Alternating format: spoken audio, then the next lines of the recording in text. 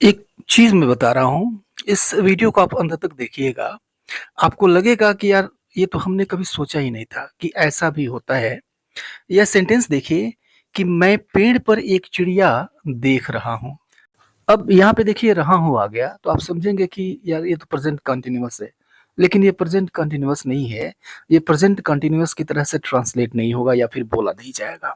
एक दूसरी बात सुनिए कि ये सेंटेंस देखिए, अब मैं समझ गया हूँ।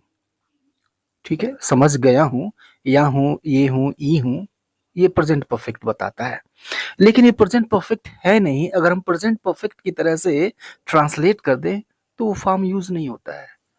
वह प्रैक्टिकल चीज़ नहीं है, आई हैव अंडरस्टूड ये गलत हो जाएगा। और ये तीसरी चीज़ देखिए कि मुझे तुम पर भरोसा है। अब भरोसा है, यहाँ पर देखिए वर्ब फॉर्म में कहीं भी ता है, ते है, ती है नहीं आया हुआ है, लेकिन मैं बता दूं कि ये प्रेजेंट इंडेफिनिट टेंस है। और ये चौथी तरह का सेंटेंस लीजिए कि मैं उसे 10 साल से जानता हूं। अब यहाँ पे ता हूं आ गया, आप समझेंगे ये प्रेजेंट इंडेफिनिट है, लेकिन ये प्रेजेंट इंडेफिनिट नहीं है। भले ही दिख रहा है, ये अलग बात है। तो इन चारों तरह के जो सेंटेंसेस मैंने आपको बताए, 5 तरह के सेंटेंसेस बताए, इन सब के इस तरह के कई सारे और सेंटेंसेस होते हैं जो वास्तव में होते किसी और टेंस के हैं, दिखते किसी और टेंस में है। इस पे हम चर्चा करेंगे इस वीडियो में। ये पहले टाइप का सेंटेंस लीजिए कि बहुत सारे सेंटेंसेस में आता है रहा है या फिर रही है, रहे हैं ऐसा आता है, लेकिन वो प्रेजेंट कंटीन्यूअस टेंस नहीं होता है। जैसे ये सेंटेंस मैंने लिया था पहला, मैं पेड़ पर एक चिड़िया देख रहा हूँ। अब इसको इंग्लिश में हम ट्रांसलेट करेंगे तो हम कहेंगे I see a bird on the tree. इसको प्रेजेंट इंडेफिनिट की तरह से ट्रांसलेट किया गया। आई एम सेइंग ये गलत होगा, क्योंकि सी हो, हियर हो, फील हो, इस तरह के जो वर्ब्स होते हैं, जब इनका हम सामान्य अर्थ में यूज करते हैं तो आईएनजी फॉर्म को हम अवॉइड करते हैं, आईएनजी फॉर्म इसका यूज नहीं किया जाता। ठीक है? ये दूसरा सेंटेंस देखिए इसी तरह का, मुझे कुछ समझ में नहीं आ रहा है। ठीक है? अब यहाँ भी वही बात है, रहा है आया, लेकिन प्रेजेंट कंटीन्यूअस टेंस नहीं है। इसको भी हम प्रेजेंट इंडेफिनिट की तरह से ट्रांसलेट करेंगे। क्यों करेंगे? क्योंकि समझना यह थिंक से संबंधित चीज है। इस तरह के जो वर्ब्स होते हैं जिनमें हमारा माइंड इंगेज होता है, उसको भी हम प्राय आईएनजी फॉर्म में यूज नहीं करते हैं। मुझे कुछ समझ में नहीं आ रहा है कि मैं क्या करूं। I don't understand anything what I should do.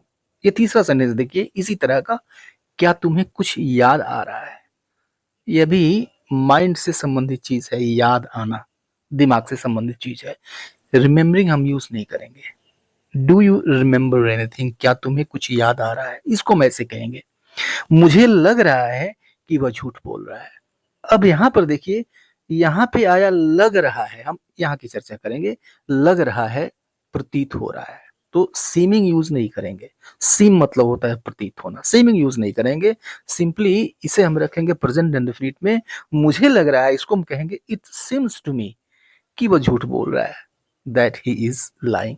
यहाँ पर रहा है अपने वास्तविक फॉर्म में रहेगा, वह झूठ बोल रहा है, that he is lying. It seems to me that he is lying. ठीक है?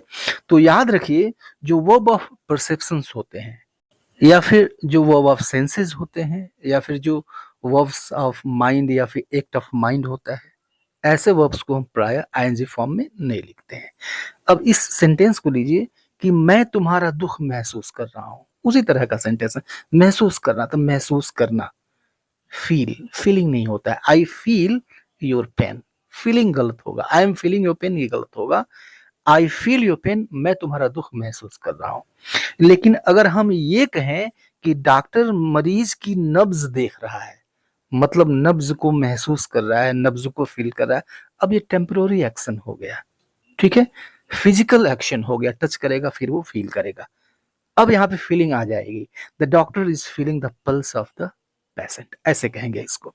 अब दूसरे तरह का सेंटेंस देखते हैं कि कुछ सेंटेंसेस आपको मिलेंगे जो या है, ए है, ई है, या फिर चुका है, चुकी है, चुके हैं, इनसे समाप्त होगा, लेकिन वो प्रेजेंट परफेक्ट नहीं होगा। जैसे मैं अब समझ गया हूं। ठीक है? पहले भी मैंने इसकी चर्चा की थी, इस तरह की सेंटेंस की, कि मैं अब समझ गया हूं। तो ऑफ कोर्स यहाँ पे याहू आया, लेकिन ये प्रेजेंट परफेक्ट नहीं है। इसको हम कहेंगे नाउ आई अंडरस्टैंड। मैं अब समझ गया हूँ, क्योंकि प्रैक्टिकली व्यवहार में नाउ आई हैव अंडरस्टूड ये नहीं चलता है। ठीक है, दूसरा सेंटेंस देखिए कि वह कल आया है। यार कल ही तो आया है, मैंने उसे देखा है, कल ही वो आया है। तो इसे हम कहेंगे आया है या है समाप्त हुआ ना, लेकिन ये प्रेजेंट परफेक्ट नहीं है, क्योंकि यहाँ पे कल आ गया और कल की इंग्लिश होती है यस्टरडे, और यस्टरडे ये बताता है कि ये प्रेजेंट परफेक्ट नहीं है, ये पास्ट इंडेफिनिट है। इसे हम कहेंगे ही केम यस्टरडे। इसी तरह का यह अगला सेंटेंस देखिए, मैं थक गया हूं। तो मैं थक गया हूं, यहाँ हूं आया, इसको हम कहेंगे आई एम टायर्ड। ठीक है, आई एम टायर्ड ये सही होगा, मेरी चाबी खो गई है, या फिर मेरी चाबी गुम हो चुकी है, खो गई है, माई की इज लॉस्ट। अगर सेंटेंस ऐसे हो कि मैंने चाबी खो दी है, फिर हम कहेंगे आई हैव लॉस्ट माई की, मैंने अपनी चाबी खो दी है, अगर ये ऐसे है तो। लेकिन अगर हमें ये कहना है मेरी चाबी खो गई है, तो प्रैक्टिकली व्यवहारिक रूप में स्पोकन इंग्लिश में प्रैक्टिकली ये चलता है माई की इज लॉस्ट, मेरी चाबी खो गई है। इस सेंटेंस को देखिए, सभी बोर हो चुके हैं, सभी बोर हो चुके हैं, ऑल आर बोर्ड। इसे हम ऐसे कहेंगे, चुका है, चुकी है, चुके हैं अगर आ गया तो हमेशा इसका मतलब प्रेजेंट परफेक्ट नहीं होता है। अब नेक्स्ट टाइप का सेंटेंस देखिए कि बहुत सारे सेंटेंसेस आपको मिलेंगे जिनके लास्ट में ता है, ती है, ते हैं, नहीं आएगा, फिर भी वो प्रेजेंट इंडेफिनिट का होगा। जैसे कुछ सेंटेंसेस देखिए, मुझे तुम पर भरोसा है नहीं है, प्रेजेंट इंडेफिनिट है, आई ट्रस्ट यू। देखिए प्रेजेंट इंडेफिनिट की तरह से ट्रांसलेट हुआ, आई ट्रस्ट यू, यानी मैं तुम पे भरोसा करता हूं, वास्तव में ये है।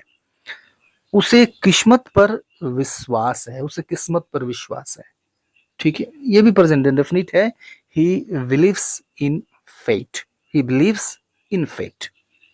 तीसरा सेंटेंस देखिए, क्या तुम्हें यह पसंद है, फिर से नहीं आया, लेकिन ये प्रेजेंट इंडेफिनिट है, डू यू लाइक दिस, ये सही होगा ना, ये प्रेजेंट इंडेफिनिट है। या फिर हम कहते हैं ईश्वर है, प्रेजेंट इंडेफिनिट की तरह से नहीं लगता है, ईश्वर है, तो इसे हम कहेंगे गॉड एग्जिस्ट्स, प्रेजेंट इंडेफिनिट है। या फिर गॉड इज, सिंपली ये कहते हैं गॉड इज, या फिर गॉड एग्जिस्ट्स। मुझे सब मालूम है, ठीक है, ता है आया, या फिर ते है, ती है, नहीं आया, लेकिन यह present indefinite, I know everything, मैं सब जानता हूं, ऐसे कहें, या फिर मुझे सब मालूम है, दोनों एक ही बात है। तो अर्थ को समझना होगा, सेंस को समझना होगा, फिर ये पता चलेगा कि प्रेजेंट इंडेफिनिट है या फिर नहीं है। अगर तुम मेहनत करोगे तो तुम सफल हो जाओगे। तो अब यहां पर देखिए कि करोगे ये आ गया, फ्यूचर बताता है, यहाँ पे हो जाओगे ये भी फ्यूचर बताता है, लेकिन यहाँ पर जो शर्त है, अगर तुम मेहनत करोगे ये कंडीशन है, अगर कंडीशन तुम्हें फ्यूचर में दिखे तो उसको ट्रांसलेट करते वक्त प्रेजेंट इंडेफिनिट यूज करो। इफ यू वर्क हार्ड, अगर तुम मेहनत करोगे तुम सफल हो जाओगे, यू विल सक्सीड, ऐसे समझें इसको। अब इस सेंटेंस को देखिए कि वह सम्मान पाने लायक नहीं है, फिर से यहाँ पे ता है, ते है, ती है, ऐसा कुछ नहीं आया, लेकिन प्रेजेंट इंडेफिनिट है।